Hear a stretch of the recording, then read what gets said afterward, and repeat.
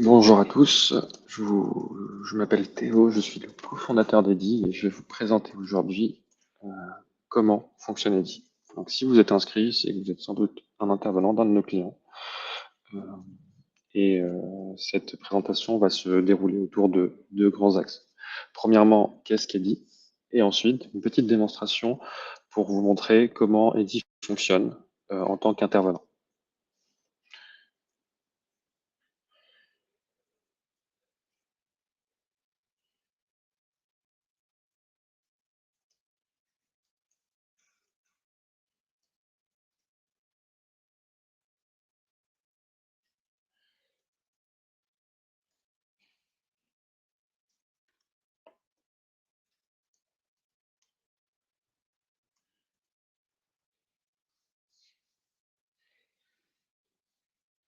Attendre que les derniers se connectent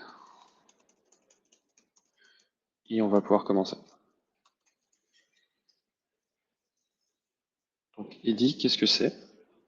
C'est un carnet de liaison numérique qui va venir remplacer le carnet de liaison papier. L'objectif de ce carnet, c'est vraiment de vous permettre de créer de la traçabilité et de faire de vos transmissions un élément fort de la qualité de service de votre entreprise. Donc avant de propos, donc nous on est EDI. On a créé la société avec une ambition assez simple, c'est de permettre aux familles et aux professionnels de mieux suivre et accompagner les personnes âgées en perte d'autonomie. On travaille principalement avec les sociétés dans les services de domicile et de la bêta pour seniors. Comment on a créé Eddy? C'est assez simple. On est venu d'un constat que, en général, quand une personne âgée approche de la perte d'autonomie, il y a un certain nombre de personnes qui sont amenées à collaborer ensemble et qui, dans le cadre de cette collaboration pour permettre à la personne âgée de mieux vivre à domicile, vont avoir des objectifs un peu différents. On va avoir les gestionnaires qui vont avoir principalement pour objectif d'avoir une visibilité ce qui est sur le terrain, qui est assez compliqué aujourd'hui avec carnet de liaison papier, qui ont besoin de soigner la relation qu'ils sont avec leurs clients et qui ont également besoin de faciliter les processus pour les intervenants. Pour les intervenants, le grand enjeu, ça va être la reconnaissance du travail, de se rendre compte que quand je fais une intervention, je peux laisser mon compte rendu et que cela est visible par toutes les personnes qui sont concernées. J'ai besoin d'avoir des outils qui vont être simples à utiliser et je vais avoir des outils qui vont me permettre de communiquer efficacement avec mes collègues. Enfin, pour les familles, on a un fort besoin de gagner en sérénité dans le cadre du déploiement d'ASI. Et on a souvent des difficultés à suivre l'état de besoin de son proche. EDI va servir à trois grands objectifs. Premièrement, ça va être de réussir à améliorer la satisfaction des personnes accompagnées et de leurs proches par un accompagnement plus adapté, mais également un suivi et une communication plus fine. C'est un outil qui va permettre aux entreprises de fiabiliser et d'améliorer la traçabilité en pouvant faire remonter des comptes rendus d'intervention, mais également des points d'attention et de vigilance dans un outil qui va être sécurisé, simple à accéder et en même temps qui va vraiment répondre aux enjeux de chaque public.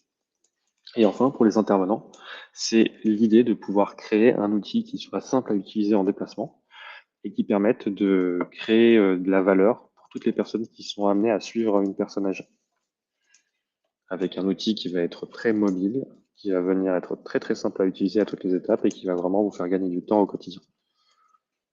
Donc, comment fonctionne Eddy pour l'intervenant? Ça va être, encore une fois, on a essayé vraiment de faire quelque chose de très très simple. Ce que je vous présente ici, ça va être vraiment le parcours que vous allez avoir au sein d'Eddy. La première façon, la première étape, c'est d'accéder à Eddy. Vous pouvez le faire via deux biais. Soit en utilisant le lien app.eddy.fr et en rentrant en vous identifiant, soit en scannant directement le QR code qui est passé chez le bénéficiaire. Ces deux éléments servent à la même chose, sauf qu'en scannant le QR code, vous allez directement aller sur la page du bénéficiaire. Si vous accédez à votre compte EDI directement depuis votre téléphone, avec le lien, vous allez avoir la liste de vos clients. Vous allez pouvoir également visualiser l'actualité de votre entreprise et l'historique des interventions que vous avez réalisées ce jour. Une fois qu'on a accédé à la page d'un client, c'est l'étape numéro 2, on va avoir accès à un certain nombre d'informations. On va avoir accès aux informations liées au plan d'aide du client.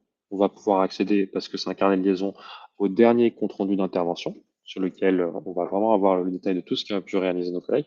Et enfin, pour chaque client, on va avoir une messagerie instantanée, le type chat, qui va être disponible pour toutes les personnes qui sont assignées à ce client et qui ont l'habilité de voir les différents messages.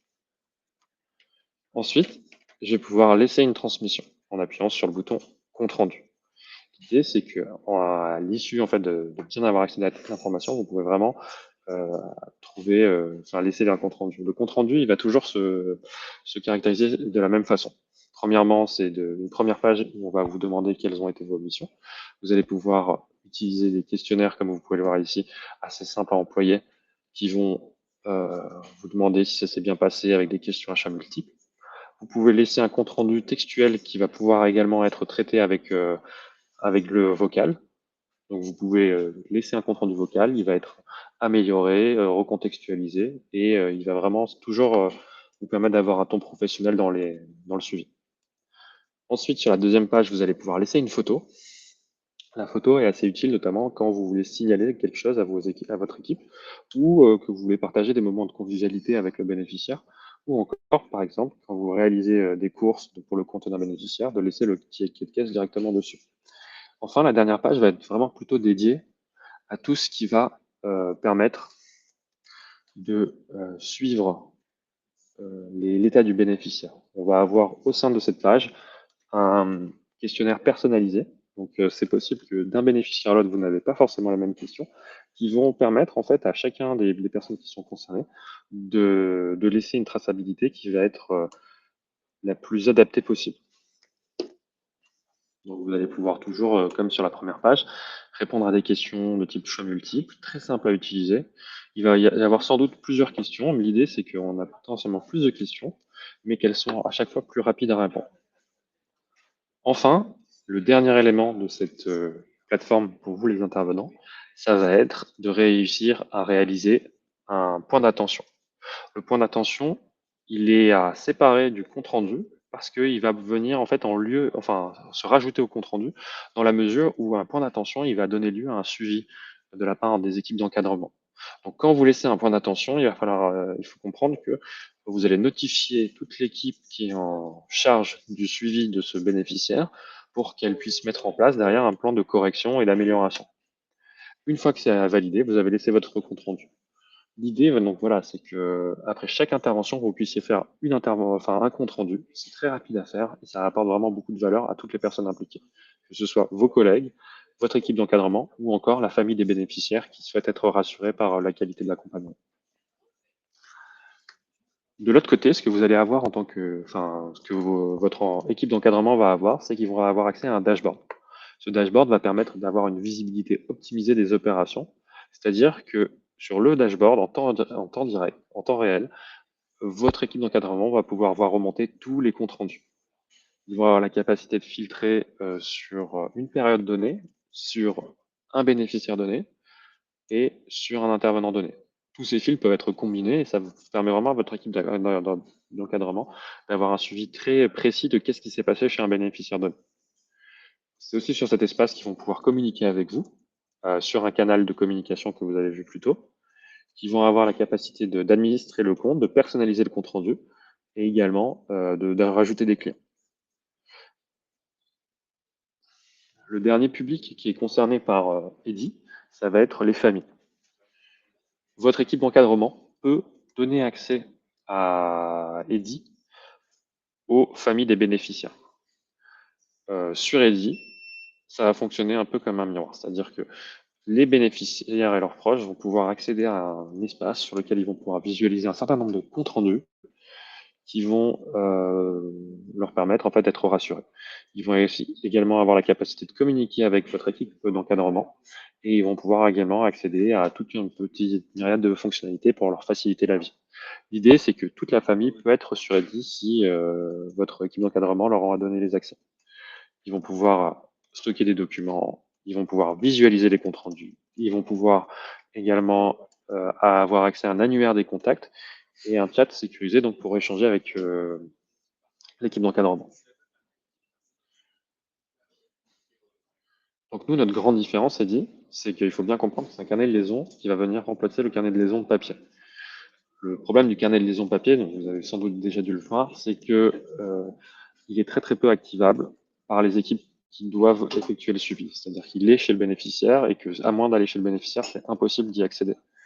Il n'y a pas de communication agence ni famille.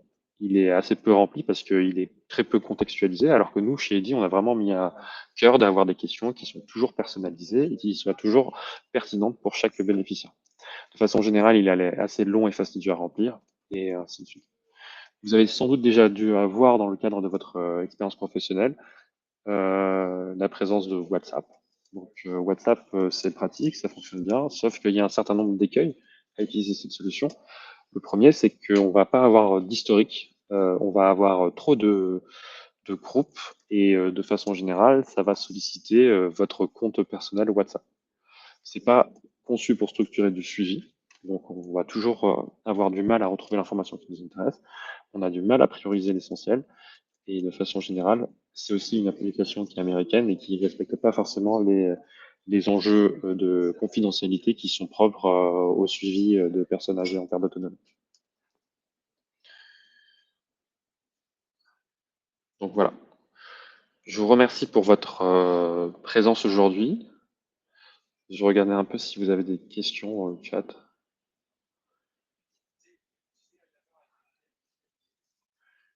Donc, je vois qu'il n'y a pas de questions pour l'instant. Donc, ce qu'il faut savoir, c'est que si vous avez la moindre question sur Easy, il ne faut pas hésiter à nous solliciter directement sur nos adresses mail. Donc moi, ça va être theo@eddy.fr et je me ferai vraiment un plaisir de répondre à toutes vos questions.